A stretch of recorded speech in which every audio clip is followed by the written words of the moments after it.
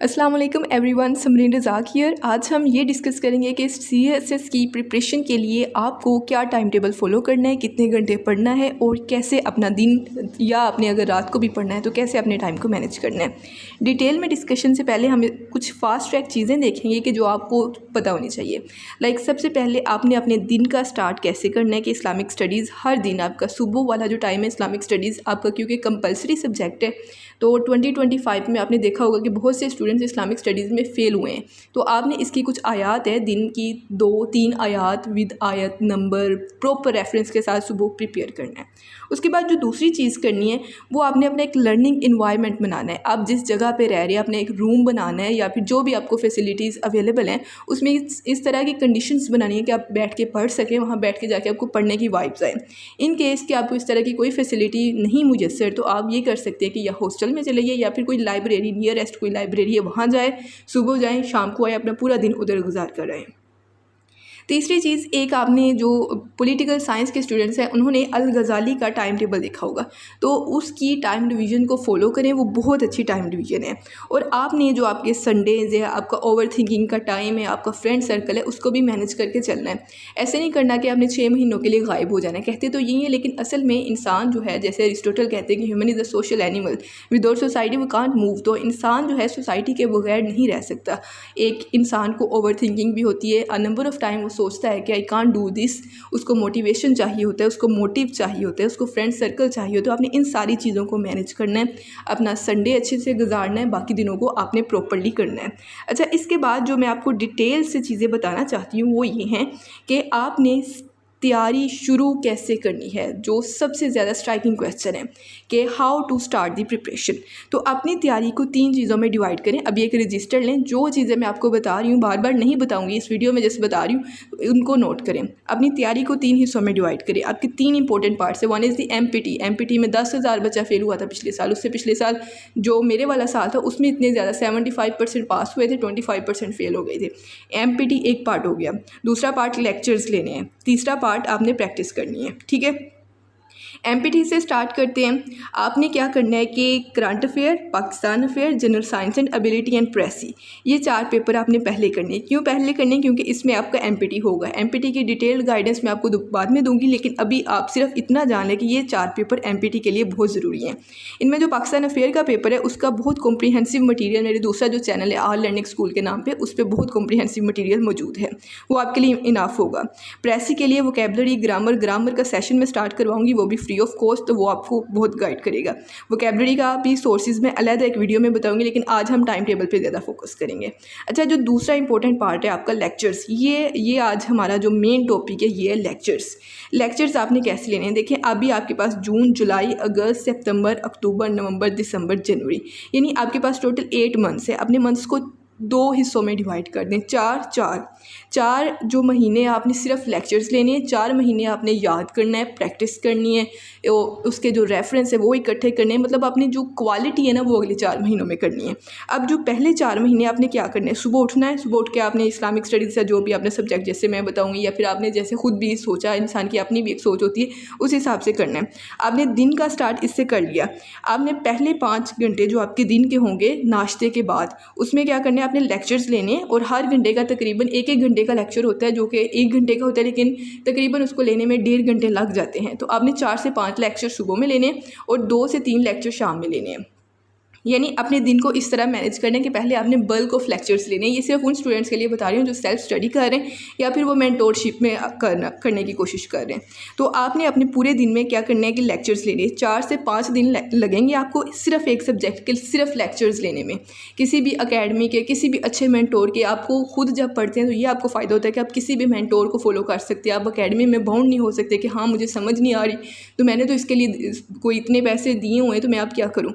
तो आपने जब सेल्फ स्टडी करनी हो तो ये काम करना है। ठीक है, उसके बाद आपने क्या करना है, 4 दिन आपके 5 दिन लग गए लेक्चर्स लेने में। फिर आपने अपने नेक्स्ट 2 दिन लगाने हैं उसमें किताबें ढूंढनी है, जो भी आपका सब्जेक्ट है, लाइक आपकी पॉलिटिकल साइंस है या कोई भी सब्जेक्ट है, पॉलिटिकल साइंस ले लेते उसमें अपने जड हार्मोन या कुछ भी इस तरह की किताबें निकालनी है और 5 किताबों की समरीज़ आपने लिखनी है। शॉर्ट समरीज़ आधे पेज की होनी चाहिए, चाहे उर्दू में लिख लें, उसका सिर्फ एक ही मतलब है, एक ही मकसद है कि आपने अपना कॉन्सेप्ट क्लियर करना है। उसके बाद नेक्स्ट आपने क्या करना है कि 2 दिन इसको और देने हैं, उसमें रिनाउंड पर्सनस के, हिस्टोरियंस के नेम, उनके बारे में जो इसके बारे में लिखते हैं, रिनाउंड पीपल, उनके बारे में डेटा निकालना है, उनकी ब्रीफ नॉलेज निकालनी है। यानी आपका टोटल 1 या 1.5 वीक में एक सब्जेक्ट बहुत अच्छी तरह तैयार हो जाएगा। इसमें आपने एक और चीज़ करनी है, 1 या 2 दिन आपने इस चीज़ को भी देना है कि आपने अपना सिलेबस सामने डाउनलोड करके रखा होगा। सिलेबस जो बच्चा डाउनलोड नहीं करता, जिसको नहीं पता होता ना, वो तो समझ ले कि वो तो बहुत पीछे है। सिलेबस में आपको जो पॉइंट लगे कि इस पे आ सकते हैं, पास पेपर्स आपके पास होंगे, वो देखने हैं, तो उस पे आपने एक्स्ट्रा मटेरियल निकालना है कि सारे स्टूडेंट्स ये कर रहे हैं तो मैं यहाँ से डिफरेंट कैसे कर सकता हूँ, मैं यूपीएससी का लेक्चर्स कैसे यूज़ कर सकता हूँ, मैं दूसरे प्लेटफॉर्म्स कैसे यूज़ कर सकता हूँ। तो इस तरह आपने 1 वीक में सब्जेक्ट प्रिपेयर कर लेना है।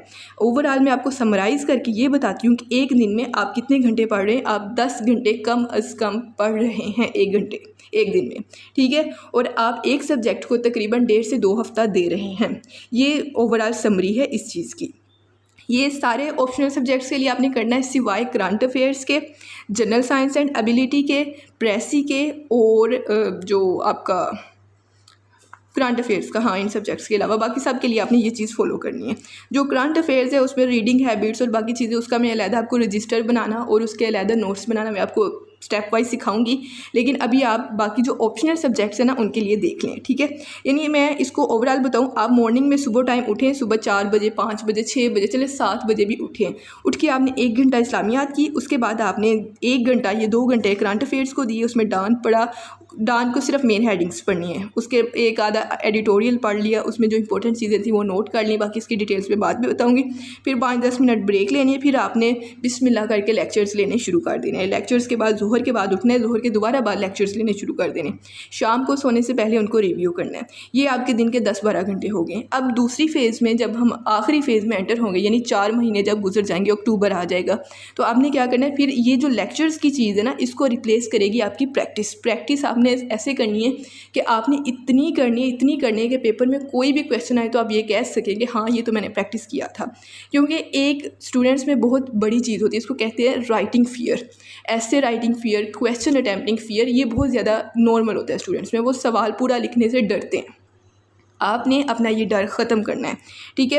एक दिन में 2 सब्जेक्ट्स की प्रैक्टिस करनी है, या फिर आप दूसरी स्ट्रैटेजी ये यूज़ कर सकते हैं, जैसे आपने ये वीक वाइज डिवाइड किया आपने लेक्चर्स को, उस तरह आप प्रैक्टिस को भी डिवाइड कर सकते हैं। लेकिन यहाँ एक मोस्ट इंपॉर्टेंट चीज़ आती है इवैल्यूएशन। इवैल्यूएशन आपने मस्ट करवानी और ऐसे मेंटोर से करवानी है जो आपको इवैल्यूएट करके दे। ये ना हो कि आप उनको इवैल्यूएशन के लिए रखा, वो आपको बोलें कि जी अगले 10 दिनों बाद में इवैल्यूएट करके देना हूँ, 10 दिन में 3 टेस्ट और हो जाए और आपको पता ही नहीं चले आपकी गलतियाँ क्या है। तो इवैल्यूएशन आपने ऐसी जगह से करवानी जो आपको विदिन 2 डेज़ या 3 डेज़ में आपकी इवैल्यूएशन करके दे। हर तरह के राइटिंग फियर को अवॉइड करनी है और दिन में 10 से 15 घंटे पढ़ना है। अब देखें, कुछ स्टूडेंट ऐसे होते हैं जो जॉब कर रहे होते हैं, तो उनके लिए मैनेजमेंट सिस्टम अलग होता है। ये सिर्फ उन स्टूडेंट्स के लिए मैंने अपनी टेक्निक, जो मैं तब जॉब नहीं कर रही थी, मेरी जॉब बाद में लगी है फरवरी के बाद, तो ये उन लोगों के लिए शेयर किया है जो अभी जॉब नहीं कर रहे और जिन्होंने सिर्फ CSS करना है, ठीक है। इसके अलावा आपने किसी चीज़ को इंपॉर्टेंस नहीं देनी। हाँ, करंट अफेयर्स आपने हर दिन करने हैं, इस्लामिक स्टडीज़ आपने हर दिन करनी है, एबिलिटी का पोर्शन आपने कैसे करना है, प्रेसी कैसे करनी है, इन सब की अलग-अलग वीडियोस आ जाएंगी। लेकिन अभी ये चीज़ जान लें, ये चीज़ के बारे में श्योर हो जाएं कि आपको मेहनत करनी पड़ेगी, दिन में 10-12 घंटे कम अज़ कम इसको देनी पड़ेंगे।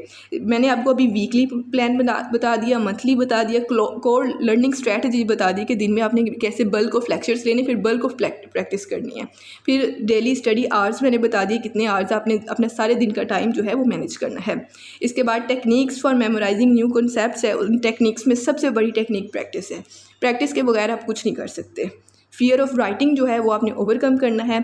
डेली टाइम मैनेजमेंट करना है, अपना दिन अपने घर वालों के साथ भी स्पेंड करना है, अपने खुद को भी देना है। लेकिन आपने ये इग्नोर नहीं करना कि आप जो है सिर्फ पढ़ रहे हैं, अपनी सेहत ख़राब नहीं करनी। तो आपने अपना जो दिन है वो प्रोडक्टिवली स्टार्ट करना है। इसके अलावा ये जो अकेडमीज़ के अलावा कुछ स्टूडेंट मेंटोरशिप में कर सकते हैं, लाइक मैंने मेंटोरशिप में किया है। तो मेंटोरशिप में ये नहीं होता कि टीचर्स आपको लेक्चर दे रहे हैं। लाइक अगर आप मेरी या किसी की भी मेंटोरशिप ज्वाइन करते हैं तो ऐसे नहीं है कि हम आपको पहले जी प्रेसी का लेक्चर दे रहे हैं, जीएसए का लेक्चर दे रहे हैं, नहीं, हम आपको लिंक्स शेयर करते हैं। तो लिंक्स में आपको ये कह देते हो आपने ये लिंक्स इतने दिनों में कवर कर लेने, उसके बाद आपने हमें अगले सब्जेक्ट के लिए बताना है। जब आपके ये सारे कवर हो जाएंगे, पहले 4 महीने सिर्फ यही चलेगा। आपको सीनियर्स के नोट्स आएंगे, हमारे हैंड रिटन नोट्स आएंगे, मतलब ये सारी चीज़ें आपको प्रोवाइड की जाएंगी। बट जो नेक्स्ट मंथ्स होंगे उसमें क्या होगा कि आपकी एवेल्यूएशंस होंगी, आपके मॉक्स होंगे। सिर्फ जो मेंटोरशिप में मॉक्स नहीं होंगे बल्कि आपको अकेडमीज़ के मॉक्स भी रिकमेंड करेंगे, क्योंकि इसमें ये होता है कि सीएसएस में ना एक बच्चे की सीरियसनेस पता कैसे चलती है, पता जब वो आपसे कांटेक्ट करता है तो वो आके आपको कहता है कि आई वांट ज्वाइन मेंटोरशिप। दूसरा बच्चा कहता है कि जी इसकी कितनी फ़ीस है, कितने दिन लगेंगे, क्या चीज़ें, मतलब जो बच्चा बहुत ज़्यादा इस तरह के क्वेश्चनिंग में पढ़ते हैं उसका मतलब होता है he is not that much serious. तो सीरियस जो कैंडिडेट्स होते हैं वो आपके फर्स्ट टेक्स्ट से ही पता चल जाते हैं। तो इसमें आपने सीरियस होना है, आपने मोटिव से चलना है। मोटिवेशन ख़त्म हो जाता है, मोटिव नहीं ख़त्म होता, मोटिव के साथ चलना है। तो अपने दिन को पूरी अच्छे से यूटिलाइज़ करना है और अपने आवर्स को अच्छे से यूटिलाइज़ करना है। जितने भी घंटे आपको लेक्चर्स लेने के लिए रिक्वायर्ड होंगे उतने घंटे पढ़ना है, और एट द एंड आपको जितनी भी हार्डवर्क चाहिए होगी, जितनी गाइडेंस चाहिए होगी वो अपने मेंटोर से या एकेडमी ज्वाइन की है उधर से, जिधर से भी आप करना चाहें उधर से ले सकते हैं। लेकिन कोई भी आपकी क्वेरी ऐसी नहीं होनी चाहिए कि जिसका कोई जवाब देने वाला ना हो। हर सवाल पूछना है, ये नहीं सोचना कि सामने वाला सीएसपी है, सामने वाला असिस्टेंट कमिश्नर है, ये कौन है। आपने उनको पे किया होगा, पे करने का यही फ़ायदा होता है, आप उनको कोई भी क्वेश्चन पूछ सकते हैं। तो ये चीज़ों का ख्याल रखना है। बाकी आपने अपना दिन अच्छे से यूटिलाइज़ करना है। इसके अलावा इस टाइम टेबल के हवाले से कोई क्वेश्चन है तो वो आप पूछ सकते हैं। बाकी 1 बाय 1 सब्जेक्ट के जो गाइडेंस है वो अलग वीडियो में आएगी। Thank you very much.